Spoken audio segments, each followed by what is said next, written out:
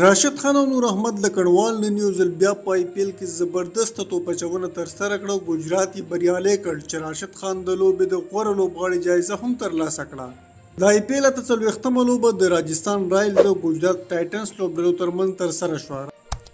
راجستان رایلز لومړی توپوهنه وکړه او په 18.15 اورونو کې د ټولو لوبغاړو په سوځېدو 118 منډې وکړې چې د 119 منډو هدف د ګجرات لوبډلې په 14.15 اورونو کې د یو لوبغاړي په سوځېدو پوره کړ او د 9 وکټو په ستر توپیر یې په لوبه کې بریا خپله کړه.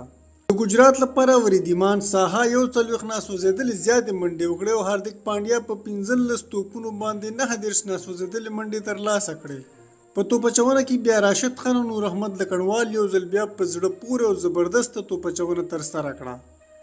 راشد خان په 4 اورونو کې 14 منډې ورکړې او 3 لوبغاړي وسوځول. همداراز نور احمد لکړوال بیا په 3 اورونو کې د 25 منډو په ورکولو سره 2 لوبغاړي وسوځول. راشد خان په روان آی پی ایل کې تر اوسه پورې 18 وکټې اخیستې دي او له محمد شامي سره په ګډه زیاتې وکټې لري، ځکه محمد شامي هم 18 وکټې اخیستې دي. همداراز نور احمد لکړوال بیا تر اوسه پورې په آی پی ایل کې په 6 لوبو کې 10 لوبغاړي سوځولي دي. د لوبې د غوره لوبغاړي جایزه راشد خان ته ورکړل شوه چې نوموړي نن ګجرات ټایټنز ته ډېره اسانه بریا ور په برخه کړه. د راجستان رایلز لپاره نن ډېره بده ورځ وه، ځکه نه یوازې په توپوهنه کې ډېر کمزوري ثابت شو بلکې په توپچونه کې هم چندانې خونده نه وه. ګجرات ټایټنز بیا په 10 لوبو کې 2 بریاوې خپلې کړې چې د 14 نمرو سره د جدول تر ټولو مخکښه لوبډله ده.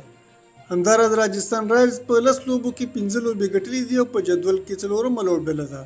راشد خان له لوبې وروسته وویل چې په تېره لوبه کې څو خراب توپونه غورځولي وو چې نن یې بیا خپل لاین او لنت باندې توپچونه ترسره کړه او ښه پایله یې ترلاسه کړه. هغه د نور احمد په اړه وویل چې موږ په لوبغالي کې هم په پښتو کې خبرې کوو او دا زموږ لپاره اسانه ده. هغه هر وخت زده کړه کوي او ډېرې پوښتنې کوي او همدا د هغه د بریا لاره ده.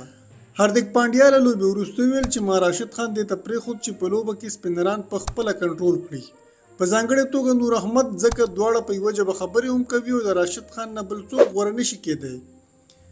کله چې دوی توپچونه کوي نو دا ډېره ښه وي او دوی په خپل ځان ډېر باور لري.